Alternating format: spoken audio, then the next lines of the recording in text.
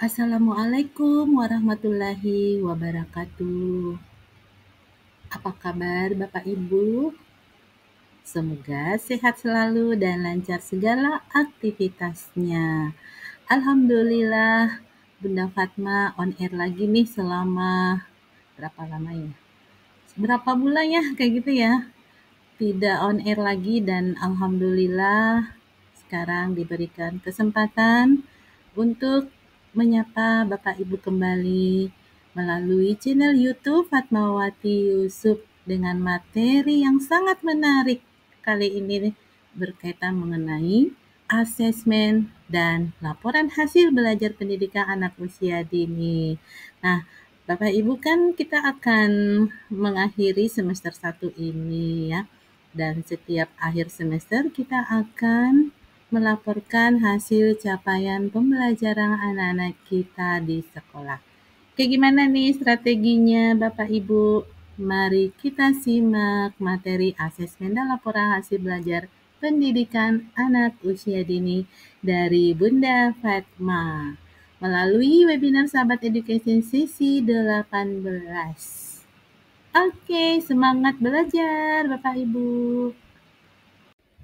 Pada sesi berikut ini, cakupan materi tentang asesmen, Bapak Ibu akan memahami konsep asesmen di pendidikan anak usia dini, memahami asesmen formatif dan asesmen sumatif, serta Bapak Ibu juga akan memahami teknik penilaian, bagaimana cara Bapak Ibu melakukan penilaian di pendidikan anak usia dini, memahami menggunakan instrumen penilaian dan cara menyusun laporan hasil belajar. Oke, kita simak Bapak Ibu. Apa sih yang dinilai pada anak usia dini? Apakah dipaut sama dengan jenjang-jenjang kakak-kakaknya seperti di SD, SMP, SMA?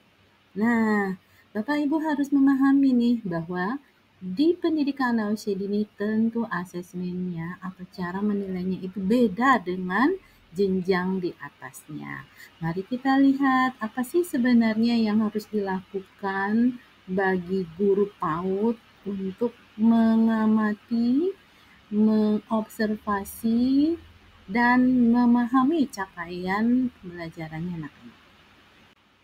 Pada kurikulum Merdeka, penilaian di anak usia dini ini mengacu pada tujuan pembelajaran, bukan pada kegiatan pembelajaran. Ingat ya Bapak Ibu, tujuan pembelajaran sesuai yang tertera dalam RPP Bapak Ibu. Dan tentu tujuan pembelajaran ini mengacu pada CP atau capaian pembelajaran dalam kurikulum nasional kita yang terbaru. Untuk panduannya, Bapak Ibu bisa membaca buku laporan hasil belajar di Satuan Pendidikan Anak Usia Dini. Ini terbitan dari Kementerian ya, Bapak Ibu. Apa sih itu asesmen? Asesmen itu adalah proses pengumpulan dan pengolahan informasi untuk mengetahui kebutuhan belajar dan tentu untuk mengetahui capaian perkembangan atau hasil belajar peserta didik kita, Bapak Ibu. Inti dari asesmen pada PAUD itu merupakan perilaku yang teramati ya, yang ditampilkan oleh anak kita dalam proses kegiatan bermainnya. Ini merupakan indikator ketercapaian dari tujuan pembelajaran yang telah ditetapkan oleh guru. Ingat ya Bapak Ibu bahwa ketika kita melakukan asesmen, amati perilaku yang teramati ya. Baik coletihannya juga itu termasuk dari aspek yang kita dengarkan sebagai acuan untuk menentukan indikator ketercapaian dari tujuan pembelajaran. Bapak Ibu, berikut ini adalah lingkup asesmen atau biasa dikenal dengan teknik asesmen. Ada dua lingkup asesmen secara umum di kurikulum nasional kita. Yang pertama itu asesmen formatif dan yang kedua asesmen sumatif yang sudah tadi Bunda Fatma sampaikan. Untuk asesmen formatif ini dapat dilakukan untuk mengukur ketercapaian tujuan pembelajaran dalam satu kelas. Penilaian ini dilakukan per kelompok ya Bapak Ibu, bukan per individu. Nah, ini sangat memudahkan kita sebagai guru PAUD melakukan asesmen karena anak-anak bisa kita grouping ya, atau kita bisa perkelompokkan. Tujuannya untuk memantau dan memperbaiki proses pembelajaran yang sudah kita lakukan dan merancang pembelajaran untuk kedepannya berdasarkan hasil asesmen formatif ini. Berikutnya, tujuan dari asesmen formatif ini adalah untuk mengidentifikasi kebutuhan belajar murid kita, ya, apa hambatannya, apa kesulitan yang dihadapi murid kita, dan juga untuk mendapatkan informasi bagaimana perkembangan murid kita. Nah, berikutnya umpan balik bagi murid dan juga pendidik atau guru. Jadi di sini ada umpan balik ya antara murid kita dengan kita sebagai guru. Kemudian asesmen formatif ini juga dapat dilakukan pada awal, pada proses dan akhir proses pembelajaran. Jadi asesmen formatif ini bisa dilakukan pada awal ya, pada awal pembelajaran ya, misalnya nih hari satu pekan ya untuk satu topik tertentu dengan TP. Nah, nanti untuk pekan berikutnya dengan tujuan pembelajaran yang masih sama, disitulah dilakukan asesmen prosesnya. Kemudian nanti pada ujung pekan, misalnya berada di pekan kelima, atau misalnya Bunda hanya menetapkan tujuan pembelajaran sampai 4 pekan, itu dilakukan akhir proses pembelajaran atau asesmen akhir. Ya, seperti itu nanti Bunda Fatma akan jelaskan lebih rinci lagi awal proses dan akhir proses pembelajaran untuk asesmen formatif ini. Kemudian lingkup asesmen yang kedua adalah asesmen sumatif.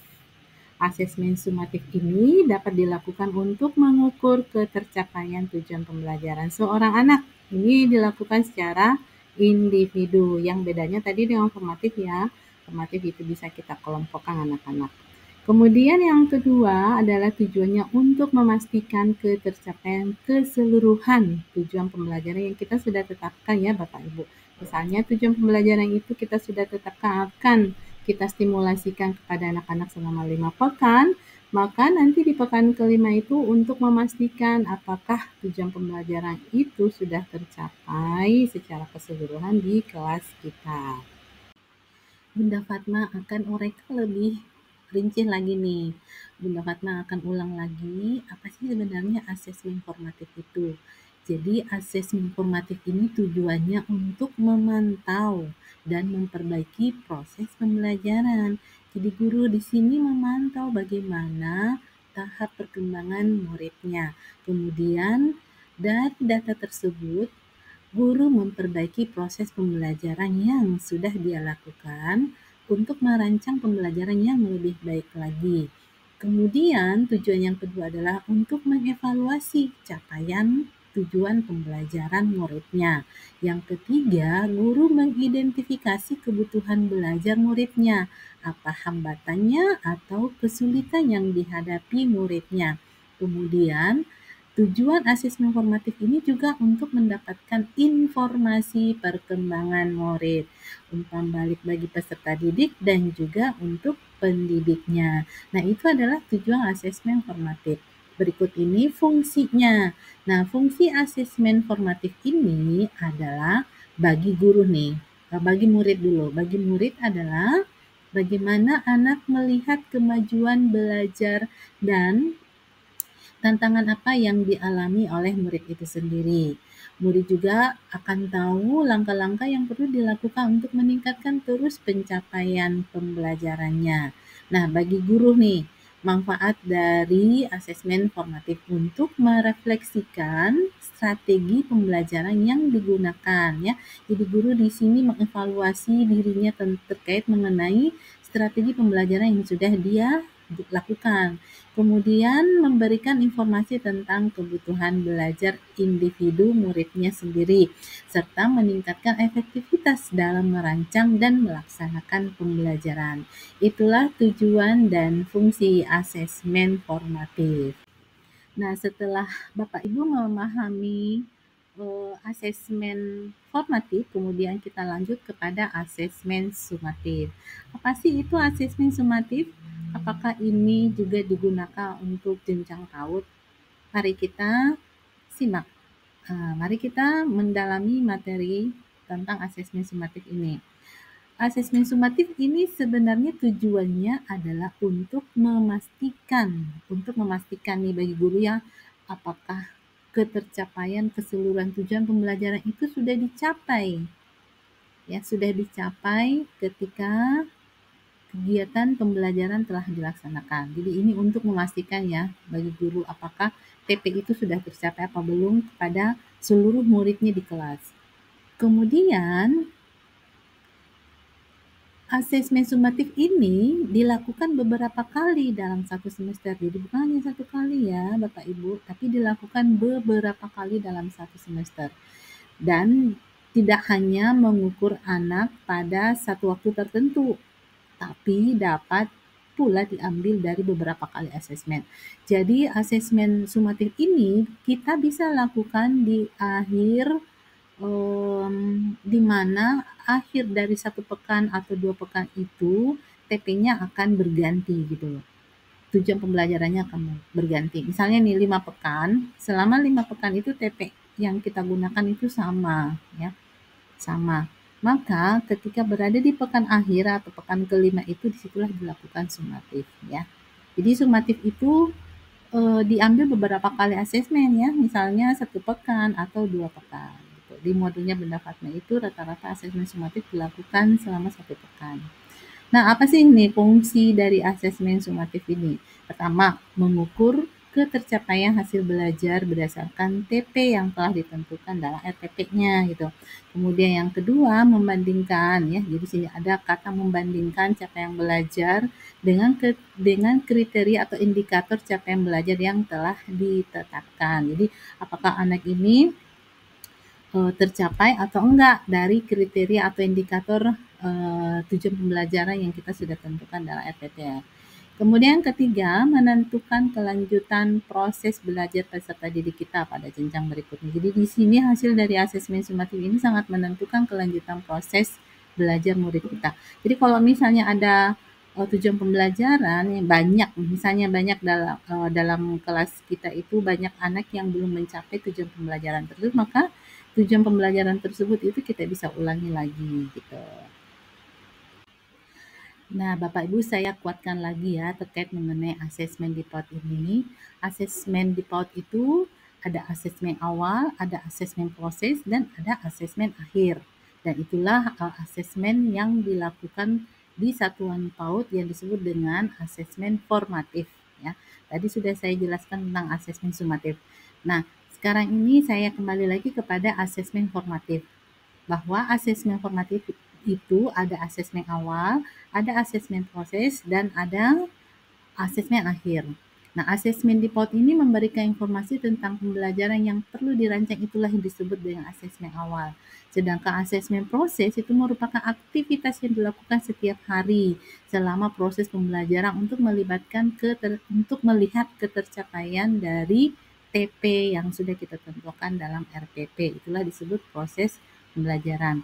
Asesmen ini juga digunakan untuk asesmen proses ini juga digunakan untuk melihat efektivitas proses pembelajaran yang telah berlangsung. Apakah kegiatan main yang sudah saya berikan kepada anak-anak itu efektif atau enggak? Nah, itu adalah asesmen proses. Sehingga asesmen proses ini penting dilakukan untuk mengetahui kemajuan perkembangan anak-anak kita. Nah, berikut ini saya lanjut kepada instrumen. Instrumen ini alat yang digunakan oleh Bapak Ibu untuk mendapatkan data atau informasi terkait mengenai perilaku yang teramati oleh anak-anak kita. Ada 4 instrumen ada 4 instrumen asesmen secara umum di kurikulum Merdeka kita ini. Ini dapat digunakan di satuan PAUD. Jadi 4 instrumen ini bisa digunakan untuk teknik asesmen formatif dan bisa juga untuk asesmen sumatif. Nah, 4 instrumen ini bisa digunakan pada saat guru melakukan asesmen formatif dan pada saat melakukan asesmen sumatif. 4 instrumen ini adalah checklist atau lembar observasi, kemudian yang kedua catatan anekdot dan foto berseri. Jadi foto berseri ini adalah bagian dari catatan anekdot ya Bapak Ibu. Kemudian instrumen hasil karya dan yang keempat itu adalah rubrik. Mengapa nih penting atau perlu melakukan asesmen dalam pembelajaran anak usia dini Bapak Ibu? Tentu asesmen ini diperlukan untuk nantinya digunakan oleh kedua pihak. Siapa tuh? Yaitu guru dan orang tua murid kita. Nah, untuk guru, hasil asesmen ini dapat digunakan untuk melakukan evaluasi terhadap kegiatan pembelajaran yang sudah kita lakukan dan untuk merancang selanjutnya ya. Selanjutnya dijadikan sebagai rujukan untuk memperbaiki pembelajaran berikutnya. Nah, untuk orang tua, hasil asesmen ini disampaikan kepada orang tua agar orang tua dapat membantu atau membina dan menguatkan kemampuan anak di rumah. Pada konteks ini, hasil asesmen yang disampaikan untuk orang tua akan termuat dalam laporan hasil belajar peserta didik kita.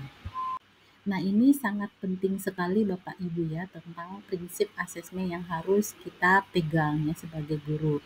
Bahwa penilaian hasil belajar murid kita itu dilakukan harus sesuai dengan tujuan penilaian secara adil ya. Jadi guru nggak boleh milih-milih nih anaknya siapa, kayak gitu, orang tuanya siapa. Guru melakukan penilaian yang tidak bias ya oleh latar belakang atau identitas atau kebutuhan khusus murid kita. Ada konteks PAUD yang dipantau tidak hanya kemajuan elemen CP, namun juga tumbuh kembang anak secara keseluruhan. Penilaian hasil belajar murid kita ini dilakukan sesuai dengan tujuan penilaian secara objektif. Jadi guru harus objektif ya Bapak Ibu ya. Guru melakukan penilaian didasarkan pada informasi faktual, ya informasi yang sesungguhnya, yang sebenarnya. Tidak boleh berdasarkan pada prasangka, praduga, kira-kira, mungkin, sepertinya, kayaknya, dan seterusnya. Ini harus menjadi prinsip guru ya dalam mengamati perilaku yang teramati pada anak kita. Kemudian yang ketiga, prinsip yang ketiga Bapak Ibu adalah penilaian hasil belajar murid kita ini dilakukan sesuai dengan tujuan penilaian secara edukatif. Nah, ini fungsinya harus mengedukasi ya. Jadi hasil belajar anak-anak kita ini memiliki fungsi edukasi. Bagaimana guru melakukan penilaian yang hasilnya digunakan sebagai umpan balik bagi guru kepada murid, bagi guru kepada orang tua untuk meningkatkan proses pembelajaran dan hasil belajarnya. Apa saja yang termasuk perilaku teramati, Bapak Ibu? Nah, tentu pada anak usia dini, perilaku yang teramati adalah segala hal yang dibuat, ditulis, digambar, dikatakan, dan dilakukan oleh murid kita. Artinya, segala hal yang dapat kita amati secara langsung, misalnya mulai dari tingkah lakunya, proses kerjanya, ya, proses kerja saat membuat karya maupun coletehan anak. Ini sangat teknis sekali ya Bapak Ibu ya, bagaimana seorang guru memahami perilaku yang teramati dan yang mana asumsi. Karena guru harus menghindari asesmen yang asumsi ya. Jadi kita harus fokus kepada perilaku yang teramati. Masih ingat Bapak Ibu? Yuk kita latihan ya sama-sama. Ini sebuah contoh ya. Silahkan jika ada teman-teman yang ingin mencoba ya. Yang manakah contoh perilaku teramati dan yang manakah asumsi. Coba kita lihat ya, kita dengarkan ya Bapak Ibu. Yang pertama, Ica memperagakan cara berwudu sambil menyanyikan lagu berwudu. Diawali dengan membaca basmalah lalu menggosok-gosokkan jari-jarinya. Yang kedua, Ica memahami tahapan berwudu. Kira-kira Bapak Ibu yang manakah perilaku yang teramati? Apakah nomor 1 atau nomor 2? Oke, temukan jawabannya sendiri ya Bapak Ibu ya. Saya yakin dan percaya Bunda Fatma tahu nih Bapak Ibu mana tuh perilaku yang teramati. Contoh yang kedua ya ini Bapak Ibu. Ica sepertinya meletakkan alat main bukan pada tempatnya. Kemudian berikutnya lagi nih, Ica meletakkan mainan binatang kura-kura pada box yang berisikan alat-alat kendaraan. Nah, kira-kira yang manakah nih perilaku yang teramati dan manakah perilaku asumsi? Nah, ini adalah deskripsi dari pengamatan guru ya, hasil pengamatan guru. Oke, silahkan memberikan jawabannya. Agar Bapak Ibu dapat mengamati perilaku atau kemampuan yang teramati yang sesuai dengan tujuan pembelajaran, maka Bapak Ibu perlu menentukan IKTP atau indikator ketercapaian tujuan pembelajaran terlebih dahulu. Karena indikator ini adalah sebuah kalimat operasional dan kalimat operasional ini sangat membantu guru untuk mengetahui capaian pembelajaran murid kita. Nah, IKTP ini membantu guru untuk mengukur apakah tujuan pembelajaran yang sudah ditetapkan dalam RPP-nya itu telah tercapai atau belum di kelasnya secara keseluruhan. Prinsip pengambilan data dalam asesmen di PAUD. Nih Bapak Ibu harus mendalami makna dari prinsip pengambilan data ini. Jadi guru ketika menggali, mencari, mengobservasi bagaimana perilaku yang teramati, termasuk coletehannya, ini ada prinsip-prinsip yang Bapak Ibu harus pegang ya, harus pahami dulu nih. Setelah memahami, Bapak Ibu bisa mengimplementasikan. Yang pertama itu teknik pengambilan data perlu dilakukan dengan mengutamakan kondisi yang otentik. Jadi harus otentik ya, otentik itu harus betul-betul benar ya, betul ya, yaitu pengamatan yang alami dan apa adanya yang ditampilkan oleh anak gitu. Yang kedua, durasi pengambilan data ini jangka waktu lama, misalnya 1 hingga 2 pekan, jangan 1 hari Bunda ya. Jangan 1 hari, 2 hari, udah pindah lagi ke anak yang lain gitu. Jadi betul-betul anak ini diamati dalam durasi jangka waktu yang lama. Jadi misalnya 1 pekan, 2 pekan, atau bahkan 1 bulan. Tidak dilakukan dalam jangka waktu singkat atau dalam 1 kali kegiatan saja. Udah cukup, anak ini sudah mencapai, enggak seperti itu. Tujuannya agar perilaku yang diperoleh ini dapat mengungkap kemampuan anak secara utuh. Nah, seperti itu. Ketiga, tujuan dari asesmen adalah untuk mengamati perilaku otentik anak. Maka teknik yang digunakan untuk pengambilan data adalah teknik observasi dan kinerja. Gitu ya. Jadi pengambilan data untuk mengetahui perilaku otentiknya anak. Di PAUD ini kita sering menggunakan 4 instrumen yang tadi Bunda Fatma sebutkan ya. Yang keempat, instrumen asesmen ini merupakan alat bantu bagi guru untuk digunakan dalam rangka mengumpulkan data berdasarkan teknik asesmen yang kita gunakan. Jadi kumpulin data sebanyak-banyaknya, mau menggunakan instrumen checklist, atau foto berseri, atau anekdot, atau rubrik, atau apalagi hasil karya ya, tergantung dari kebutuhan asesmen kita apa gitu. Nah, ini sangat penting buat guru nih. Ketika guru ingin mengambil data atau mengobservasi anak, maka guru itu harus memiliki kemampuan untuk menyusun indikator ketercapaian. Karena ini sangat penting. IKTP ini sangat penting karena dia merupakan kalimat yang operasional, lebih rinci. Kenapa harus guru memiliki kemampuan untuk menyusun IKTP? Karena agar guru memahami ketercapaian tujuan pembelajaran itu tidak berbasis asumsi gitu ya.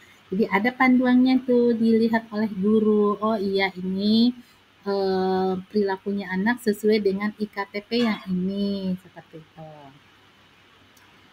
Dan guru melaporkan kemajuan anaknya kepada orang tua dengan efektif karena disertai dengan informasi capaian anak yang konkret ya, sehingga mudah dicerna oleh orang tua. Ini masih dengan prinsip pengambilan data ya Bapak Ibu, bahwa kita harus betul-betul memaknai tugas kita sebagai evaluator ya kepada peserta didik kita. Nah, Bapak Ibu boleh memilih teknik dan instrumen asesmen yang disesuaikan dengan kemudahan dan kebutuhan asesmen yang dapat membantu mengungkap IKTP-nya anak. Jadi Bu Guru, Bapak Guru, pilih aja teknik yang mana yang sesuai dengan kebutuhan kita pada saat itu, ya.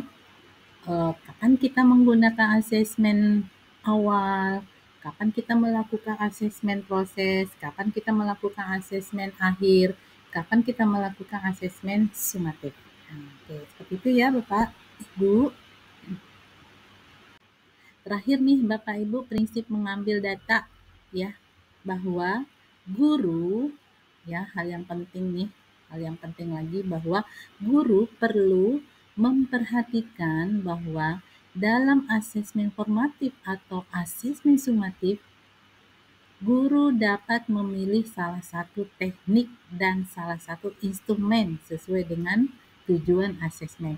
Jadi guru di sini tidak diharuskan menggunakan seluruh teknik dan instrumen yang ada dalam satu waktu gitu ya. Jadi kita tinggal mengatur waktunya kapan nih menggunakan asesmen formatif, kapan asesmen sumatif.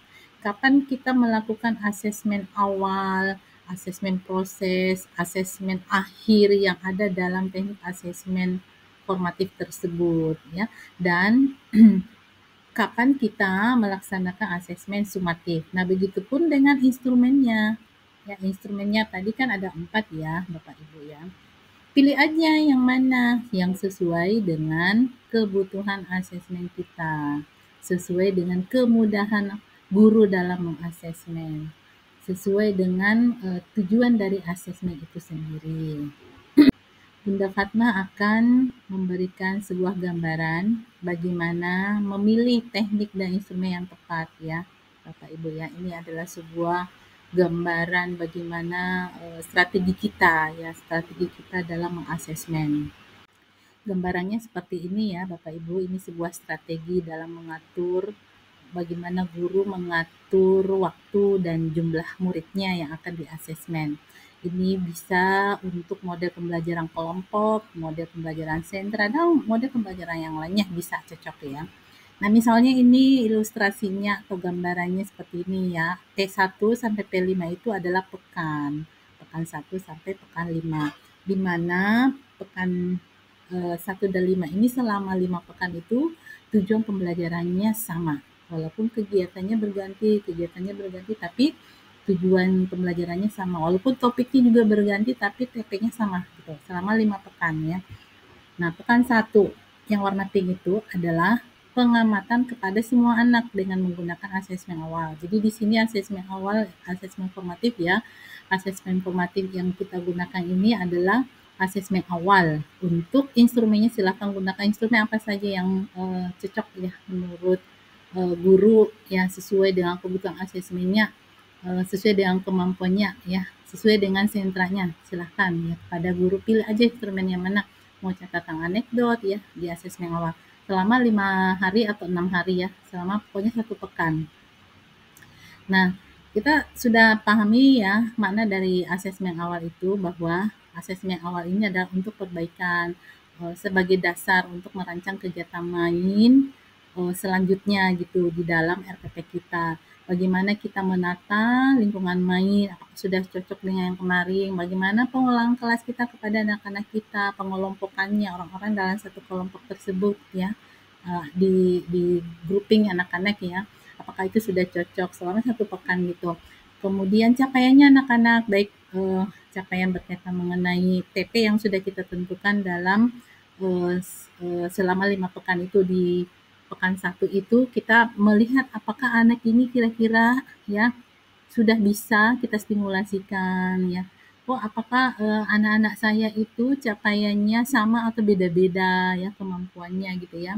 Apakah anak saya di numerasinya itu capaiannya misalnya mengenalkan bentuk-bentuk geometri, apakah dia sudah ada yang tahu yang 2 dimensi, 3 dimensi, atau jenis-jenis bentuk geometri. Ini kita bisa mengamati ya, bagaimana capaian-capaian anak kita ya selama 1 pekan. Nah, setelah kita mengetahui ya capaian yang berbeda, keinginan yang berbeda, minat, kebutuhan, potensi yang berbeda, lalu kita merancang RPP sesuai dengan hasil dari asesmen awal tersebut, baik terhadap media, penata lingkungan main, dan seterusnya.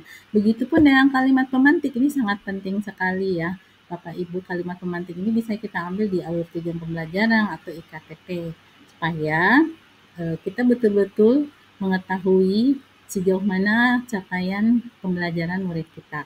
Jadi selama 5 hari atau 6 hari, pokoknya pekan 1 itu kita gunakan asesmen awal. Berikut ini pekan kedua ya. Di pekan kedua ini pengamatan kepada anak tertentu. Nah, kita udah bisa kelompokkan di sini anak-anak lagi ya. Jadi pekan 1 tadi sudah kita kelompokkan dari hasil asesmen awal, misalnya kita menemukan bahwa ada di kelompok 1 anak kita itu yang kurang cocok ya ketika bekerja sama, ketika duduk bersama dan sebagainya. Akhirnya di pekan kedua kita pisahkan. Itu adalah salah satu strategi pengelolaan kelas. Kemudian di penataan lingkungan main, dari asesmen awal misalnya anak kita sudah ada yang mengenal lambang bilangan yang angka mulai dari angka 11 sampai 20 udah ada yang tahu, tapi masih banyak juga murid kita yang belum tahu angka 5 sampai 10. Maka di penataan lingkungan main kita tetap kita fasilitasi dengan angka mulai dari angka 0 sampai 20 kayak gitu ya Bapak Ibu. Dan seterusnya dari hasil data maksudnya ya, dari hasil data dari asesmen awal. Nah, di pekan kedua ini guru melakukan pengaturan jumlah murid ya. Jumlah muridnya ini di pekan kedua akan mengasesmen 5 anak ya. 5 anak ini dia berada di satu kelompok. Misalnya ya di kelasnya Bapak Ibu 15 anak ya, dibagi 3 kelompok. Kemudian dalam kelas itu ada 3 lingkungan main. Di penataan lingkungan mainnya itu ada lingkungan 1, lingkungan 2, dan lingkungan 3. 5 anak kelompok 1 di lingkungan 1. Nah, selama 1 pekan, di pekan kedua ini kita melakukan asesmen formatif ya. Asesmen formatif, dan kita melakukan asesmen formatif ini dalam proses pembelajaran gitu. Kalau tadi sudah awal ya, di pekan 1 tadi asesmen awal udah. Sekarang pekan 2 kita melakukan asesmen dalam proses ya, seperti itu. Nah, selain asesmen dalam proses, nanti pada saat di kegiatan penutup ya, kegiatan penutup itu kan ada namanya recalling juga ya. Itu juga masih masuk dalam asesmen proses. Dan misalnya di akhir kegiatan pembelajaran kita ingin melakukan asesmen akhir.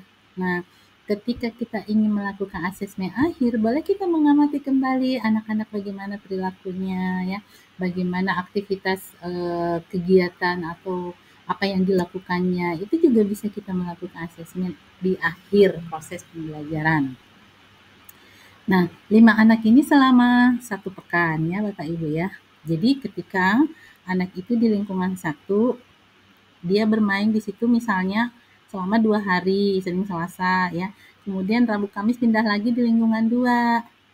Kemudian di hari Jumat, kalau misalnya Bapak Ibu sekolahnya sampai hari Jumat aja. Di hari Jumat itu di lingkungan 3. Nah, boleh seperti itu Bapak Ibu, tergantung dari kesepakatan anak-anak ya. Kesepakatan anak-anak itu kita bangun di awal sebelum mulai proses pembelajaran di pekan kedua. Misalnya di hari Senin udah disepakati gitu. Oke, tujuan dari asesmen ini Bapak Ibu adalah untuk menanda capaian pembelajaran atau capaian perkembangan anak kita sesuai dengan IKTP-nya ya. Jadi Bu Guru sudah menentukan IKTP ya. Ini loh yang mau saya asesmen IKTP ini kepada 5 anak tersebut dalam 1 pekan.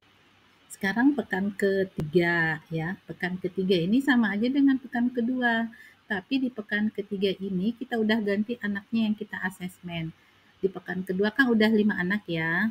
Nah, sekarang masuk pekan ketiga, kita ganti lagi anak yang lain, yaitu 5 anak. Misalnya kita mengasesmen kelompok 2 lagi ya. Kalau di pekan kedua kita udah asesmen kelompok 1, 5 anak.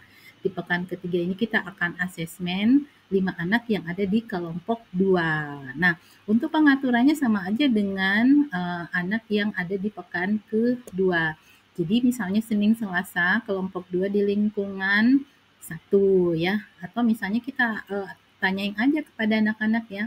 Kelompok 2 mau di lingkungan mana nih hari Senin Selasa gitu ya. Kita tanyain aja kepada anak-anak.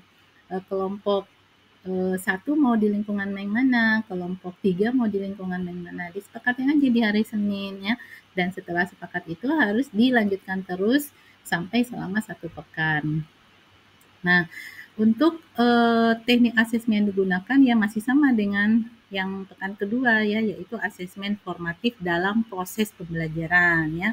Nah, di sini Bapak Ibu silahkan menggunakan instrumen yang mana saja yang sesuai dengan kebutuhan asesmennya, sesuai dengan kesanggupan guru. Nggak usah semua instrumen digunakan, pilih aja yang mana ya sesuai dengan prinsip penggalian data atau pengumpulan data tadi yang sudah Bunda Fatma jelaskan sebelumnya. Dipilih aja mana salah satunya ya. Kalau misalnya mau 2 boleh silahkan ya, tergantung kemampuan guru gitu. Nah, selama 1 pekan ini Bu Guru, Bapak Guru mengasesmen 5 anak lagi yang ada di kelompok 2 sampai selama 1 pekan ya. Kenapa kita asesmen kelompok 2 lagi ya? Karena kemarin di pekan kedua itu kan sudah kelompok 1. Seperti itu Bapak Ibu. Nah, ingat ya Bapak Ibu ya bahwa selama 5 pekan ini ya, pekan 1 sampai 5 itu tujuan pembelajarannya sama. Sekarang kita masuk ke pekan keempat. Pengaturan jumlah anak sama ya dengan pekan 2 dan 3 ya. Di sini masih ada satu kelompok yang belum kita asesmen ya Bapak Ibu ya. Kelompok apa? Iya, betul. Jadi kita belum mengasesmen kelompok 3. Jadi sekarang pekan keempat ini kita akan mengobservasi, kita akan mengamati, mengasesmen anak yang kelompok 3. Yang kelompok 3 ini misalnya ada 5 anak juga. Jadi selama 1 pekan 5 anak kita asesmen ya. Nah, teknik asesmen yang kita gunakan ini masih formatif ya dalam proses pembelajaran. Untuk instrumennya silahkan menggunakan instrumen apa saja yang sesuai dengan kesanggupan atau sesuai dengan kebutuhan asesmen. Tujuan asesmen ini sama dengan pekan 2 dan pekan 3 yaitu untuk menandai capaian perkembangan anak sesuai dengan IKT. Terakhir nih di pekan kelima, kira-kira teknik asesmen apa yang kita gunakan Bapak Ibu? Ayo. Oke, betul sekali. Jadi Bapak Ibu sudah paham nih ya bahwa di pekan kelima ini adalah akhir dari penggunaan TP yang sama. Mulai dari pekan 1, 2, 3, 4, sampai 5 TP-nya sama. Nah, di pekan kelima ini kita sudah bisa melakukan teknik asesmen sumatif ya. Teknik asesmen sumatif. Instrumennya pilih saja yang mana yang mau digunakan. Boleh checklist, anekdot, foto berseri, hasil karya, rubrik, dan sebagainya gitu ya. Boleh menggunakan instrumen checklist saja atau foto berseri saja atau bagimanalah ya, karena tujuan dari asesmen ini adalah untuk memastikan bahwa seluruh anak di kelas kita itu sudah mencapai tujuan pembelajaran yang sudah kita tetapkan di RTP kita selama 5 pekan itu. Nah, kalau misalnya TP yang sudah kita tentukan itu masih banyak anak kita yang belum mencapainya, maka TP tersebut bisa kita ulang lagi pada topik berikutnya. Misalnya ya kita udah pindah nih di pekan ke-6 ya, 6, 7, 8, 9, 10 ya, selama 5 pekan itu bisa kita stimulasikan kembali dengan berbagai kegiatan-kegiatan yang menarik buat anak kita. Tapi ingat ya, jangan terlalu banyak juga TP-nya gitu.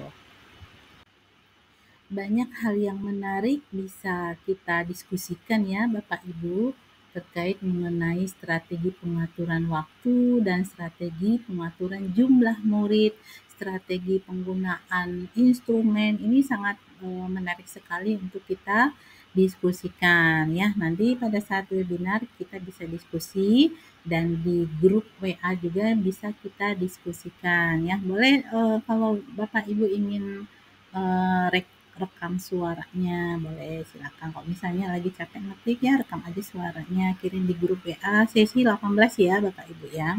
Oke, sekarang kita lanjut kepada penyusunan rapor. Nah, gitu ya. Ini kita kan mau penerimaan rapor ya di akhir semester 1 ini.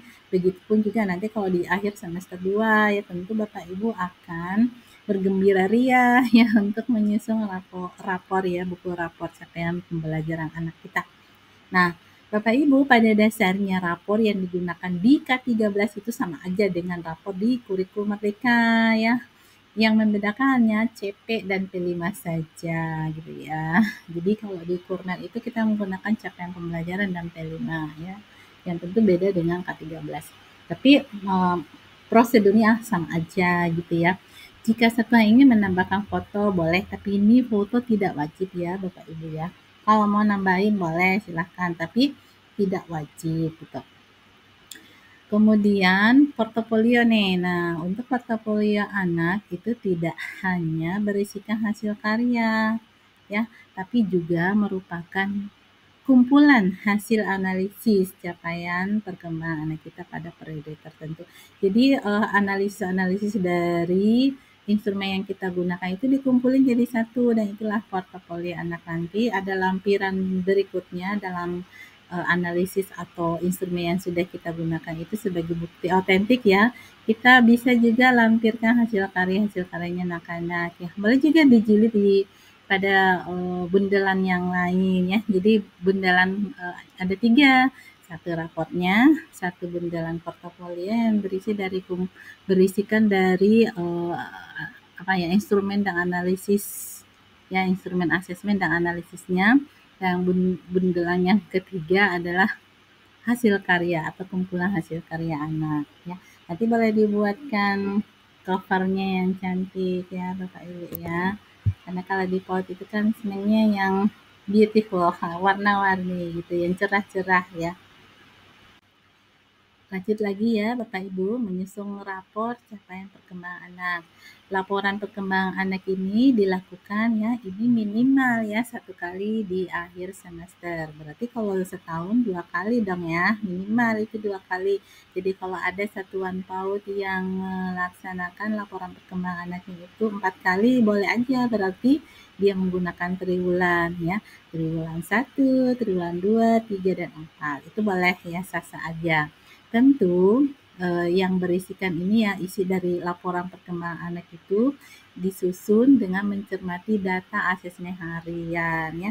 Jadi tadi kita udah bahas nih tentang teknik asesmen ya atau lingkup asesmen. Kemudian kita udah bahas nih tentang instrumennya. Nah, data-data yang kita sudah kumpulkan menggunakan instrumen itulah yang menjadi pertimbangan utama ya untuk menyusun laporan perkembangan anak-anak kita. Kemudian yang kedua, analisa dan penyimpulan terhadap data asesmen harian ini digunakan guru untuk mendapatkan gambaran ya sejauh mana pencapaian tujuan pembelajaran masing-masing anak untuk kemudian melaporkannya kepada pihak yang memerlukan gitu ya. Yang memerlukan ini kan banyak ya, ada orang tua utamanya ya, orang tua, kemudian pihak sekolah juga ya, kepala sekolah ya, dan seterusnya. Kemudian dari pengawas ya, bidang administrasi seperti akreditasi ya, supervisi dan seterusnya. Kemudian laporan perlu disusun secara ringkas, namun mengutamakan informasi yang paling penting untuk dipahami oleh orang tua. Gak usah terlalu banyak-banyak juga deskripsinya ya, yang paling utama aja ya, yang penting-penting aja, agar orang tua paham nih gimana capaian perkembangan anaknya. Guru di sini menyiapkan waktu untuk membaca, menganalisis, dan melakukan refleksi hasil asesmen. Bapak Ibu menggunakan rekap, boleh silahkan, tapi nggak usah lagi kayak di K13 ya, ada rekap mingguan, bulanan, triwulan, sebenarnya nggak usah ya. Di ini aja, dicentang aja matriksnya atau buat sendiri boleh ya. Membuat sendiri kolom-kolomnya rekap ya untuk 1 semester. Jadi cukup sekali aja rekapnya gitu, nggak usah ada rekap mingguan, rekap bulanan, rekap triwulan, nggak usah ya. Nah, ini dia nih gambarannya ya Bapak Ibu, rekap-rekapan tadi ya. Nah, sebenarnya sih apa kegunaan, rekap ini ya, dan rekap ini bisa kita, gunakan matriks ya atau prosesnya ya. Nah, tentu di akhir, tema ya atau akhir topik yang ada di pekan kelima itu ya, itu adalah eh, satu term atau satu waktu menggunakan tujuan pembelajaran yang sama gitu ya. Jadi di sini wali kelas atau gurunya menandain ya alur tujuan pembelajaran yang mana sudah dicapai oleh muridnya gitu. Dan hasil asesmen di pekan ke-5 itu nanti digunakan untuk menentukan tujuan pembelajaran apa lagi yang akan digunakan di term berikutnya atau kurun waktu berikutnya ya. Jika masih banyak anak yang belum mencapai tujuan pembelajaran tertentu, maka tujuan pembelajaran tersebut dapat diulang pada term berikutnya atau kurun waktu tertentu ya. Di sini nanti sebentar Bunda Fatma akan perlihatkan matriks yang lebih lengkap ya. Untuk tujuan pembelajaran pembiasaan ya, karena tidak semua itu tapi kita harus asesmen ya Bapak Ibu ya. Wah, kalau semuanya wah banyak banget. Jadi ada namanya tujuan pembelajaran pembiasaan ya, seperti apa tuh? Misalnya ya sekolah boleh nentuin sendiri ya TP pembiasaan. Ya, tapi pada umumnya sekolah-sekolah itu eh, memilih TP seperti masalah kebersihan, cuci tangan, sikat gigi, berdoa ya, perilaku-perilaku baik misalnya berdoa, permisi ya, ucapan-ucapan yang eh, membantu atau menguatkan karakternya anak-anak itu kita jadikan sebagai tujuan pembelajaran pembiasaan. Kalau literasi, numerasi mau juga jadikan pembiasaan, boleh silahkan cari aja TP mana yang akan disimulasikan setiap hari. Boleh ya Bapak Ibu ya, itu diserahkan kepada satuan pendidikan. Kita lihat matris yang lebih lengkap ya Bapak Ibu ya. Nah, ini adalah contoh yang lengkap ya, yang Bapak Ibu bisa memahami gambaran ketika kita merekap hasil asesmen capaian pembelajaran anak-anak kita. Jadi ini adalah prosesnya ya. Kalau Bunda Fatma ini menyebutnya matris karena dia bisa juga kita gunakan untuk merekap capaian-capaiannya anak-anak. Nah, coba kita perhatikan ini matriks untuk satu anak ya selama satu semester. Jadi di situ ada kurung waktu, misalnya warna pink itu satu term atau satu kurung waktu di mana TP-nya sama semua. Kemudian yang warna coklat itu juga satu term dan yang warna krem ya coklat muda itu juga satu term atau satu kurung waktu ya. Kalau di situ Bunda Fatma masih menggunakan tema. Jadi Bapak Ibu silahkan bisa langsung menggunakan topik saja kalau mau ya. Boleh juga tetap menggunakan tema. Ini merdeka loh ya. Jadi terserah sekolah mau langsung topik, turun menjadi subtopik, atau kalau Bunda Fatma masih menggunakan tema, topik, dan subtopik karena menggunakan model sentra ya. Tapi kalau untuk model kelompok cukup topik saja dan subtopik. Atau tema turun menjadi topik. Nah, di situ ada checklistnya ya buat Ananda Anissa Al-Tahunisa. Nah, ini satu semester semua capaiannya itu sudah dicentang. Nah, dari mana hasil centangan ini? Ini adalah hasil centangan yang kita dapatkan dari instrumen yang kita gunakan.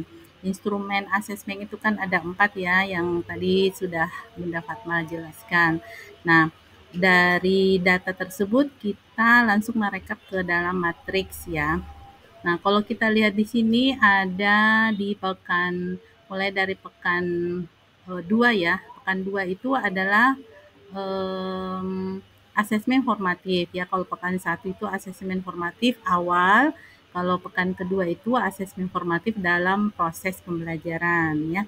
Nah, semua asesmen dalam proses itu tercentang sesuai dengan TP yang sudah ditentukan dalam modul ya.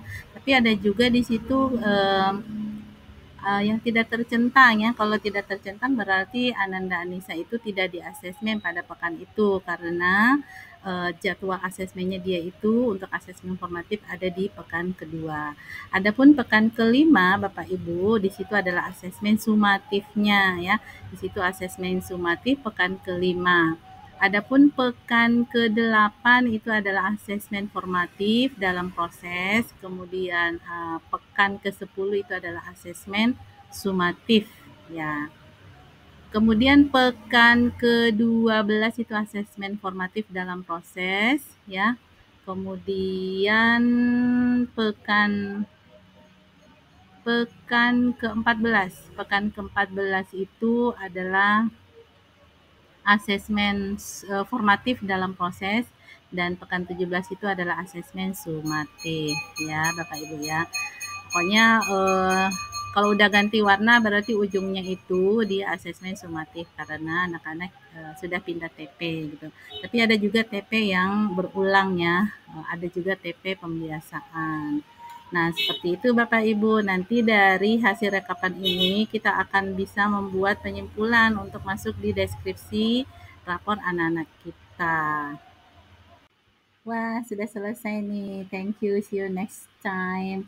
Nanti berikutnya Bapak Ibu, Bunda Fatma akan mengajak untuk memahami asesmen yang kedua ya. Asesmen yang kedua ini kita akan memperdalam kembali terkait mengenai instrumen asesmennya dan Bunda Fatma akan memberikan banyak contoh-contoh ya.